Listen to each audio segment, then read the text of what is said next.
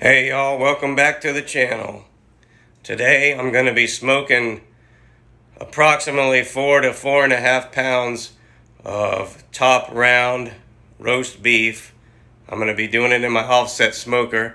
I had about 5 pounds of roast beef, but I had to trim off a lot of it. I'll show you real quick.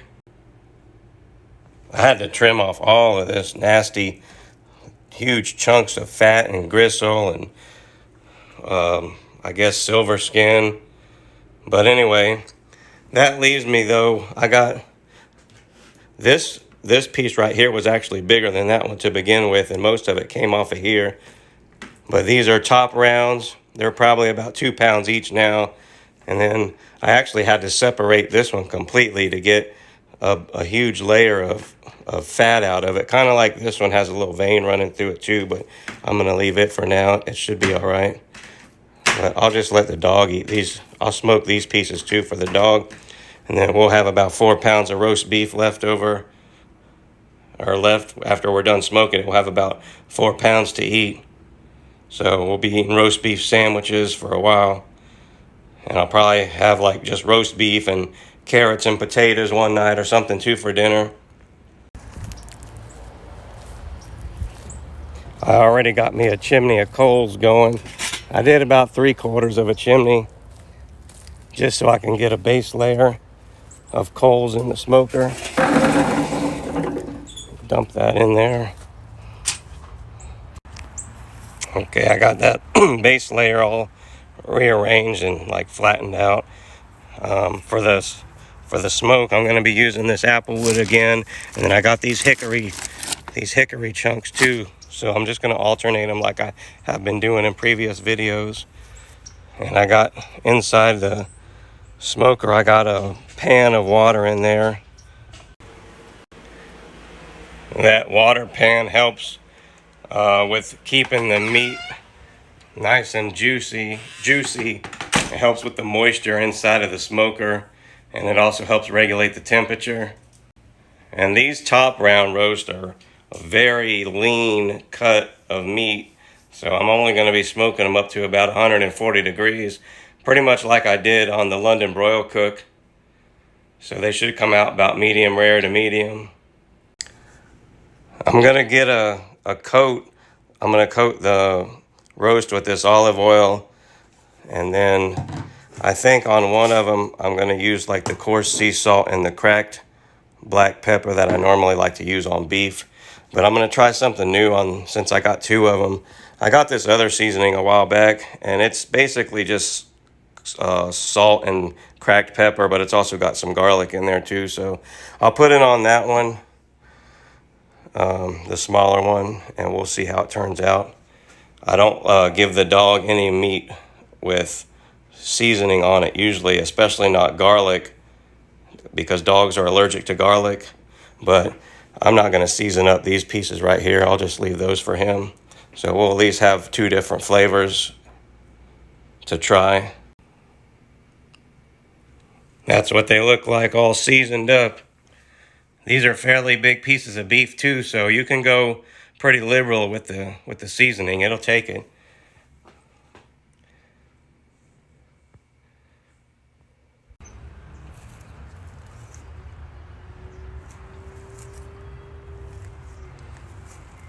Those coals are ready. I'm going to get it started with some applewood chunks. As soon as those catch fire and all that thick smoke burns off, we'll close her up.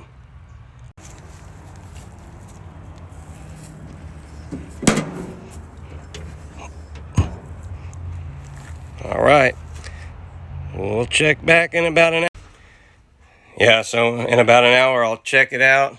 I'll probably put the meat probe in at that time too, so we can keep an eye on the temperatures. I've ran 2 rounds of applewood on this thing now. It's been about 30 minutes. I'm going to put this big old chunk of hickory on there.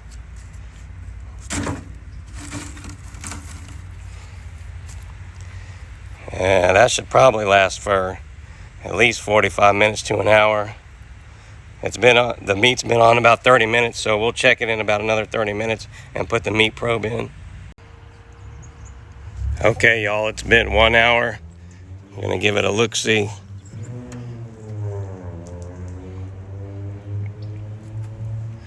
Looking good.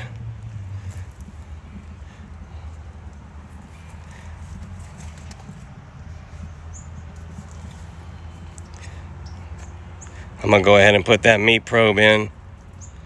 I'm gonna put it in the small one. Okay, I put it in the small one. It's already showing 134. I can't believe it's that high up already. I only want it to go to about 140. I'm gonna get my thermal pin that I can just poke it in and double check it. I was saying it'll lose temperature because I had the lid open, but it's still showing 134. It'll probably just take a few minutes to like level out, but I'm gonna pull it at 140, and then I'll put the meat probe in the big one and keep an eye on it too. I think it cooked a little bit faster and a little hotter temperature because I put that hickory log was a big log, and once it caught fire, it created a lot of heat. So I kind of wish it would have cooked a little bit slower, but it'll still be good either way. And it's actually been about 1 hour and 15 minutes right now, and those last 5 degrees, they'll probably take at least another 15-20 minutes, so that'll be a little over 1.5 hours, which ain't too bad on that small piece. That big hickory log lasted about exactly 1 hour. I just put some more applewood chunks on to finish this off. Those applewood chunks are about to catch on fire, and I'll close it up. The temperature is still only at 135 though.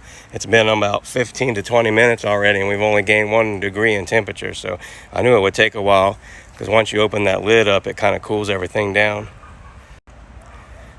That's good though that it's taking a little bit extra time because I want it to get more of a bark and stuff built up on the outside of it, and that takes time.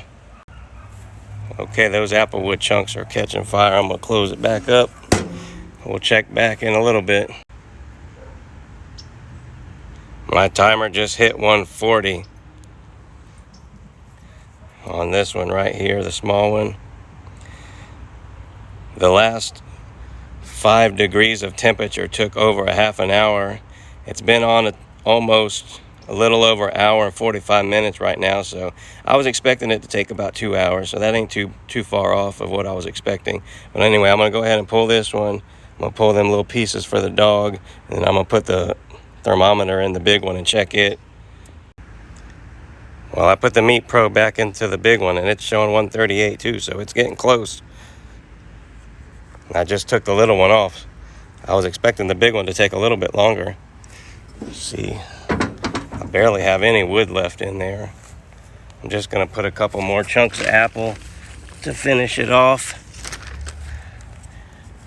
I mean, those coals will finish it off anyway. I don't really need to put anything else in it, but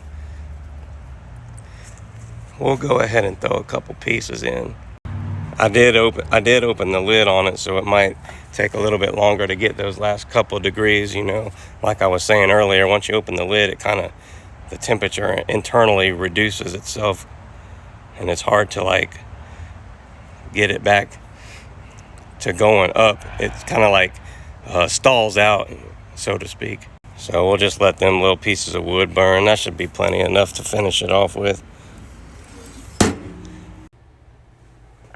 So while we wait for the big piece to finish itself off, I'm gonna let this one rest. This is the one that had the salt and the pepper and the cracked garlic, cracked pepper. I gotta let it cool down, and rest for about 20 to 30, probably 30 minutes, since it's about 2-pound piece of meat. You don't want to cut into it too soon. So we'll let it rest. By the time the big one's done, this one should be ready to cut open and we can check it out. My timer just went off, and it's only been about 5 extra minutes since I put the probe in this one, so we're gonna go ahead and pull it. I thought it would take a little bit longer, but it's not that much bigger than the other one, really.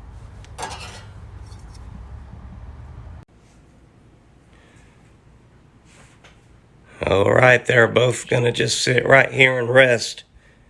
I'm gonna let them rest for about, I'd say about 30 minutes. And we'll cut into them and give them a taste test. They look nice and they smell fantastic.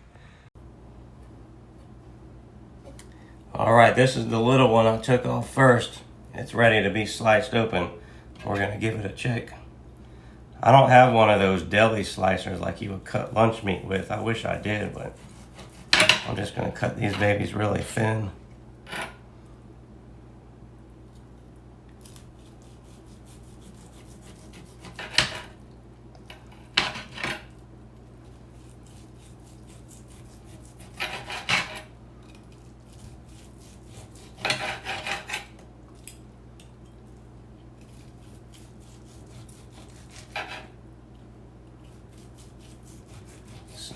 It's not as pink as I thought it would be in the center. When I did the London broil, I made it go to 140 and it was like really, really red and pink in the center. These are still pretty good. I mean, they're like medium. I wish they were a little bit more rare, but they'll work.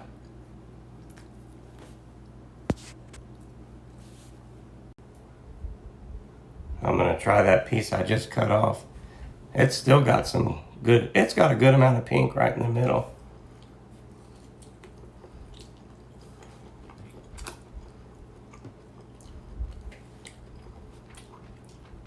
That's very good.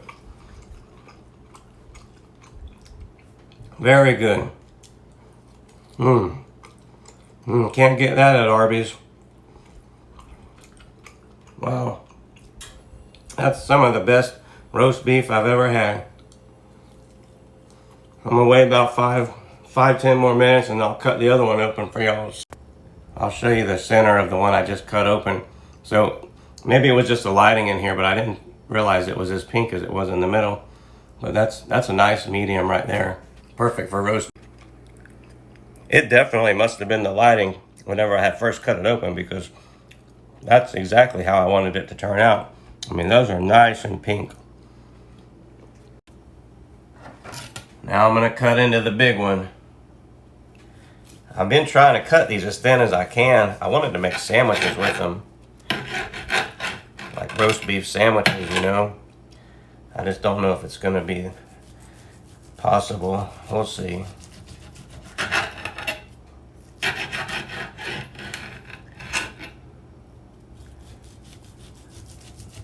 That's about as thin as I can slice them.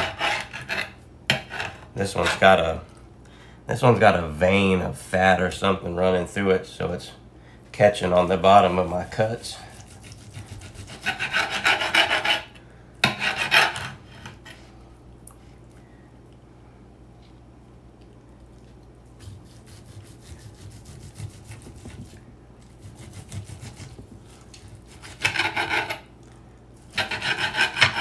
That vein's running right through the whole center of it, you see?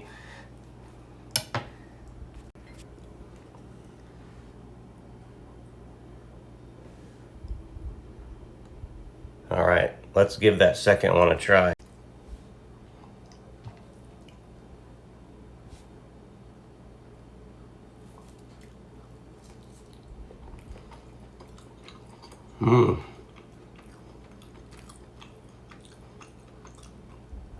Wow, that's good. It's got a little bit of a different flavor than the other one. I mean, the other one, they both have the same, just salt and pepper, but the first one I tried has garlic in it too. I just never use the garlic seasoning because I always give my dogs some, and they say garlic can be bad for dogs, so I don't even like to risk it. But it's good. I like the one with the garlic too. They're both very good though.